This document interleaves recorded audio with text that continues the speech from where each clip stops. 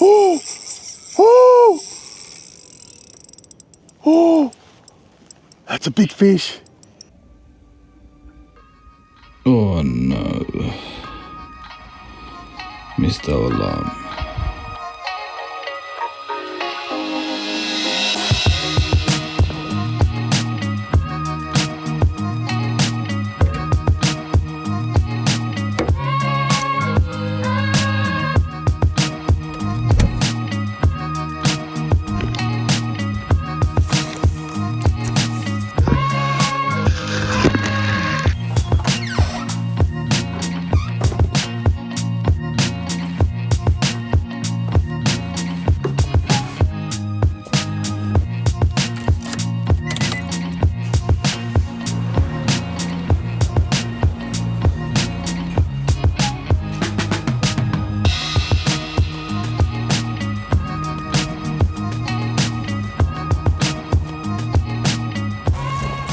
Is it possible to learn how to fish with vibes or blades in just one session? Today I'm out here on the Georges River. For those of you who don't know me, I'm Abs, a light tackle fishing enthusiast from Sydney, Australia, and I really enjoy finesse fishing, and I'm here to help you do the same. Today I'm using the brand new Daiwa Infeet blade in 2 colors. I've got the mussel shell and the olive oil, both in 5 grams. Fishing deeper water with blades and vibes for bream has always been the missing piece to my puzzle. I'm gonna take you along on the journey to show you how I work out how to fish the deep, so follow along for some tips you must know. Sitting in about 30 feet of water, and I can see some marks down the bottom. So what I'm gonna do is I'm gonna throw the blade all the way down to the bottom and slowly lift it. I wanna see how the action is on the blade. I wanna see how good it vibrates, and obviously I'm gonna smear it with a lot of scent, especially this time of year in the cold. You wanna work things very slowly, and you wanna work it closer towards the bottom too, especially when you're blading. So let's see if we can get ourselves some good bream from the deep.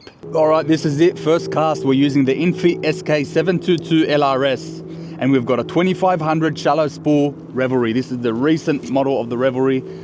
Using a 5 gram gives you that advantage of getting some good casts out, and it's all about line management and watching your line. We're just slightly lifting that rod tip, getting a vibration on the lure. The main goal for today is to catch one fish. If I can locate where the fish are in the deep, I can say that I've found a good spot that holds fish, and I can potentially do the same thing in future sessions. There is a misconception that blades are only for the deep. I've heard it before that, oh, I'm not a blade fisherman and I don't fish deep water, but you can fish blades on structure, you can fish blades on the flats and on the drop-offs as well and edges. So it's pretty versatile for what it is. So I'm gonna pedal out this way, and I'm gonna put the nose of the kayak towards the edge there because it is running in, and I wanna put the nose facing downstream so that lure can come back towards me and get down to the bottom much easier as opposed to dragging. Oh wow, we've just found ourselves a nice little drop off there with some fish just hanging right down the bottom, and I guarantee you that's bream. This is it. We're sitting in 30 feet of water. That blade's just got down to the bottom now. We're just gonna move that rod tip up, get that blade just working. Every time I see that line getting slack, I'm just giving it a little lift, and I wonder how long it's gonna take me to get our first fish. That's a challenge for today, is just to get one fish. Expected bycatch when you're blading is amachlaoui. You could probably even get some trevally as well, and maybe even some flathead too.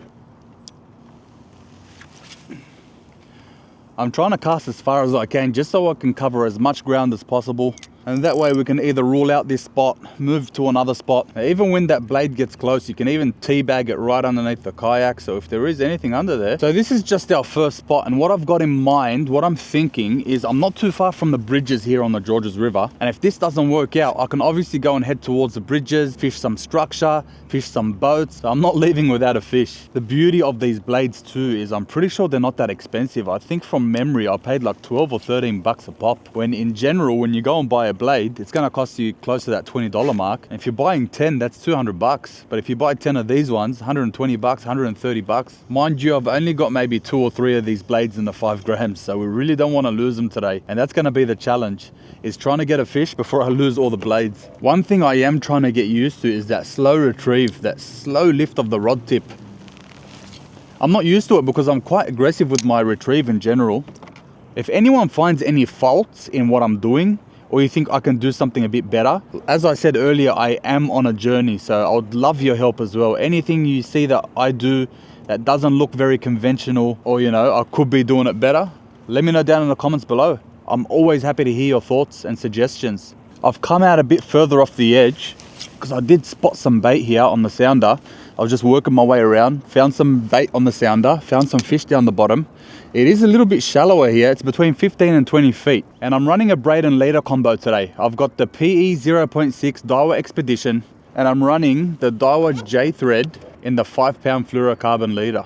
So today didn't really start off how I wanted it. I had my alarm set to 5 a.m.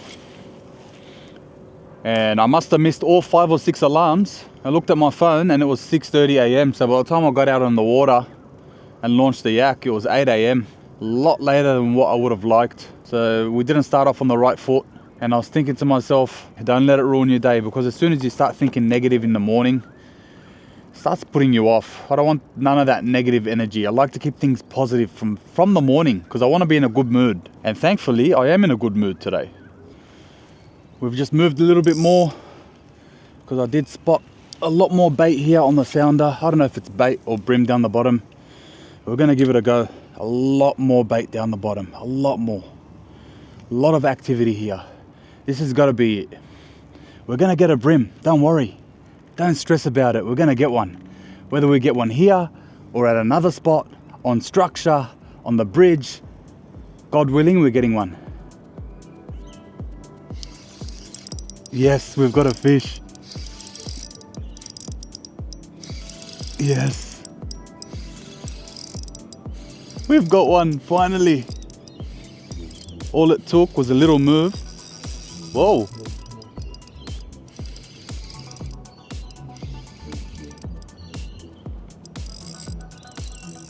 Whoa.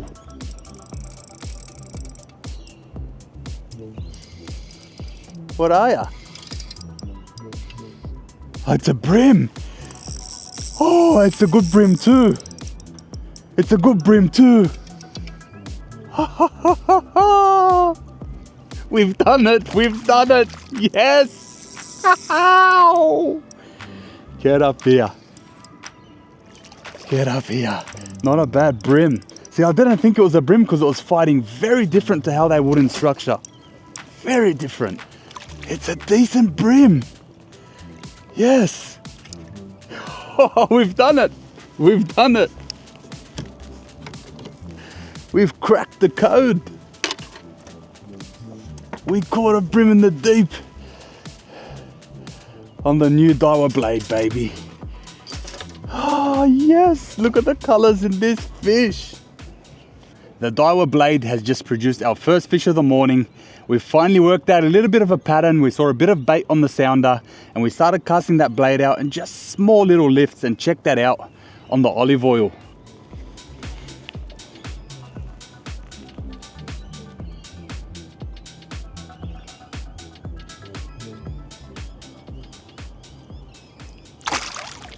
Away she goes, baby. Yoo-hoo-hoo-hoo!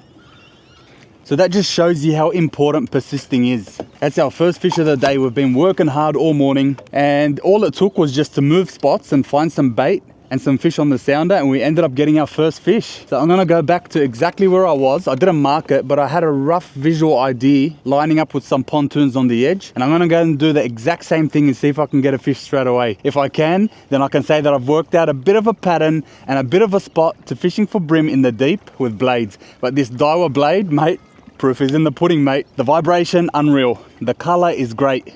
The price on them, so good. See, when you put together a plan and it works and you hit your goal, it's so satisfying. So satisfying. The monkey's right off the back now. I was thinking to myself, please don't be a flathead. Please don't be a flathead. Especially when you get those smaller flatheads. For some reason, they're so feisty. And getting them into the kayak, mate, they try to spike you. All right, let's move just slightly. And what I'm gonna do as I'm moving is I'm gonna keep an eye out on the sounder and see if I can do the same thing that I was doing before. So I ran over a whole bunch of bait fish or bream or whatever it was on the sounder, and I continued working all the way up and just started casting at them. Yeah, I can see them now. That's a big school because it shows you here that they're on the left and the right. So what I'm gonna do is I'm gonna go and probably work up about 10 to 15 meters, maybe a little bit more, and cast back towards them. They're sitting in about 30 feet. Look, that's a drop off. It's a slight drop off and they're all sitting there on the edge of the drop off. Ooh.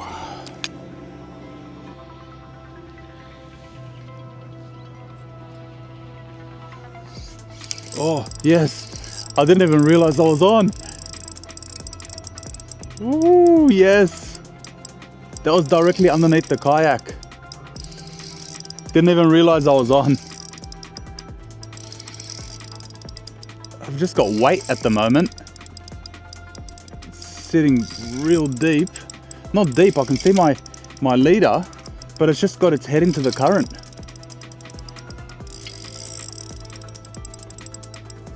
Oh, that's a big flatty. Oh, oh, oh,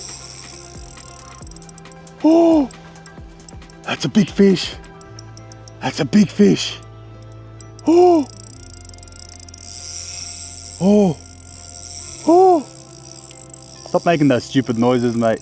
This thing's telling me that's a big flatty. That's a big fish. That's a big fish. It just came right up to the surface. I saw it and bang, took off for a run. I should back off the drag now that it's hooked, because as you know, I'm using 5 pound leader, 5 or 6, I'm not sure, but with flathead, with their sharp gill rakers and those spikes they have, that'll cut me off real easy.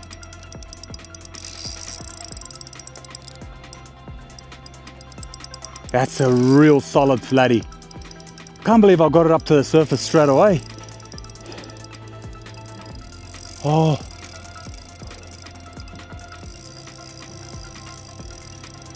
Wow, that's a big fish. That is a solid fish.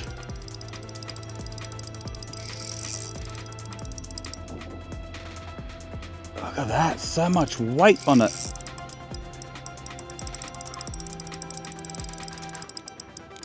I don't want to go too hard on the drag, but it's just got its head down and I'm struggling to bring it up.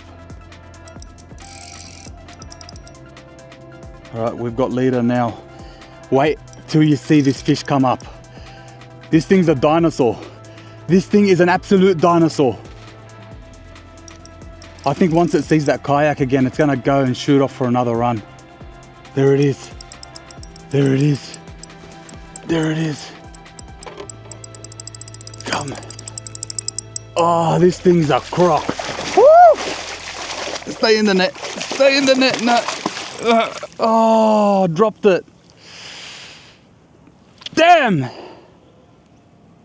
Damn.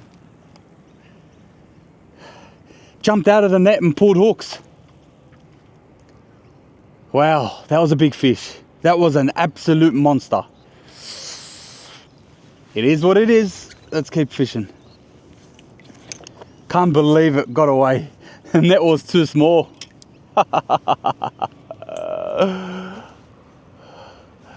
Crap, man.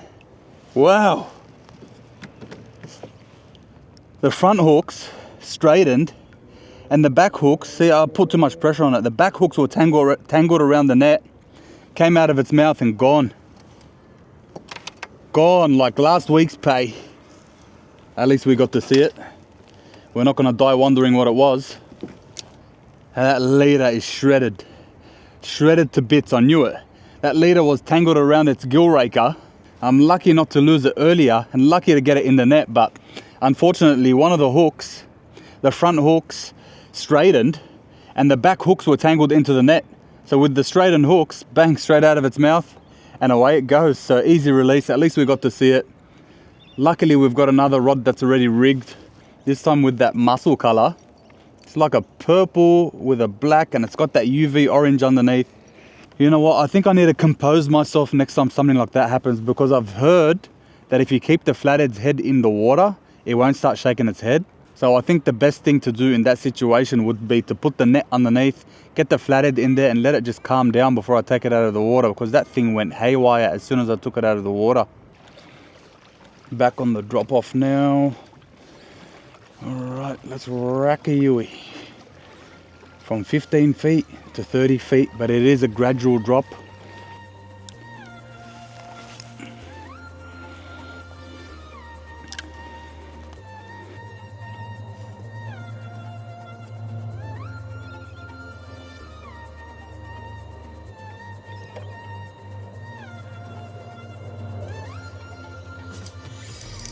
That's fish on. That's fish on. Oh no. Fish on.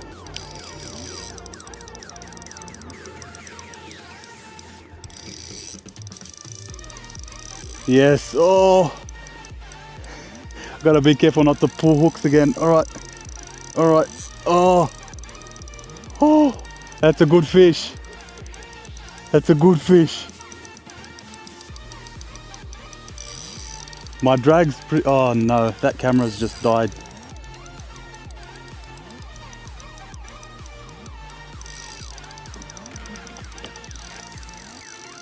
Alright, that's got some good head shakes.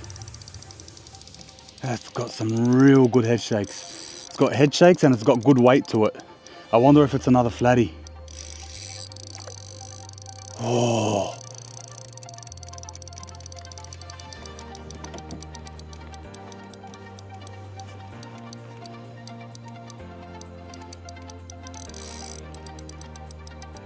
I wonder what this is. This thing's just holding down deep. Got some good head shakes and it's just sitting with its head in the current. Doesn't want to come up at all. My drag's not set too tight. I can see leader now. Oh. So curious to see what it is. I wonder if it's another good flatty. It's coming towards you. Oh, coming back this way. Come on, there's leader. That's my leader, not there. We've got about a rod length of fluorocarbon, and I just saw a glimpse of it. It is a trevally. Just like I said earlier, the bycatch you can expect to catch with a blade in the deep is trevally. We've got ourselves a nice little trev. Come on here. Straight in the net. Yoo-hoo-hoo-hoo! Yes. Third species on the Daiwa blade. Oh, mate. How good is that? And it's wafted down. No, it's on the side actually. That's a good trev. That's a good trev. Oh. She's not huge like the last trevally I caught. So let's get this slippery sucker out of this net before I get hooked onto that lure. Oh, there we go. There we go. A nice silver trev on the Daiwa blade, this time in the mussel shell color. Always a good fight when you get a trevally on the light gear. The head shakes, the runs, the way they just sit in the current. Let's get this fish back in after a couple of snaps. Ah, oh, nice fish. Very nice fish. She's about to go back. And she should take off like a house on fire. Still blue or green, whatever you want to call it. Come on. The water's so cold.